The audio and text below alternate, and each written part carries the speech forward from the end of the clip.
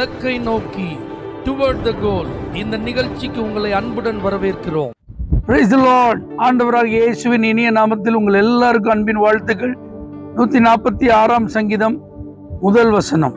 அல்லேலூயா, என் ஆத்துமாவே கர்த்தரை துதி. எத்தனை பேருடைய ஆத்மா இந்த மாதத்தின் கடைசி நாளில் கர்த்தரை துதிக்க ஆயத்தமா இருக்கிறார்? இந்த வருஷத்தை இப்பதான் துவங்கினது போல் இருந்தது. 5 மாதங்கள் நிறைவடைந்து விட்டது.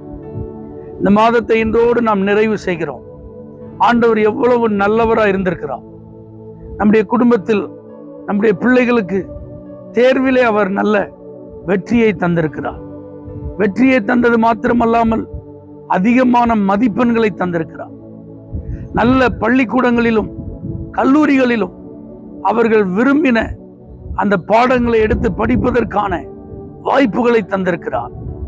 நம்முடைய பிள்ளைகளுக்கு தேவையான ஃபீஸ் கட்ட பணங்களை கர்த்தர் நமக்கு தந்திருக்கிறார். எவ்வளவு நல்ல ஆண்டவர் பாருங்க.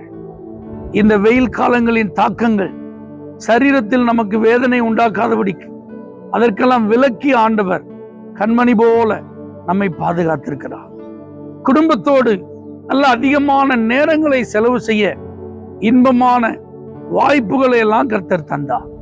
அது மாத்திரமல்லாமல் நல்ல ஆவிக்குரிய அனுபவங்களிலே நேரங்களை செலவு செய்ய நம்முடைய பிள்ளைகளுக்கு VBS நாட்களை தந்தார்.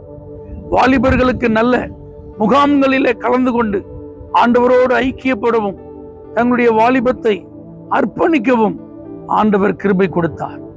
குடும்ப முகாம்களிலே கலந்து கொள்வதற்கு ஆண்டவர் கிருபை கொடுத்து குடும்பமாய் தேவனுக்கு மகிமை செலுத்த ஏசப்பா நமக்கு நல்ல வாய்ப்புகளை தந்தார்.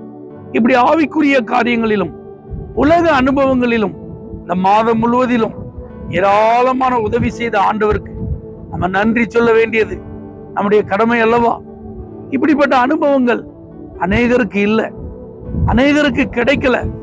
ஆனா நமக்கு இதெல்லாம் கிடைத்திருக்கிறது.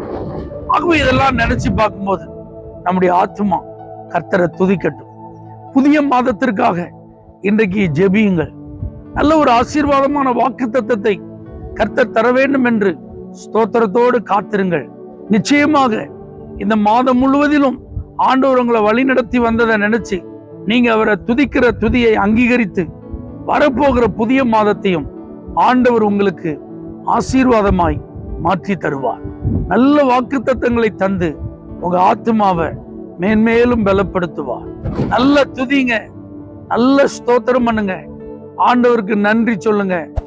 ஆண்டவர் நிச்சயம் உங்களை தொடர்ந்து ஆசீர்வதிப்பார். பரலோக தேவனே, இந்த மாதத்தின் கடைசி நாளில் உம்மை துதிக்கிறோம். நீர் செய்த உபகாரங்களை மறவாமல் நினைத்து உமக்கு நாங்கள் நன்றி செலுத்துகிறோம்.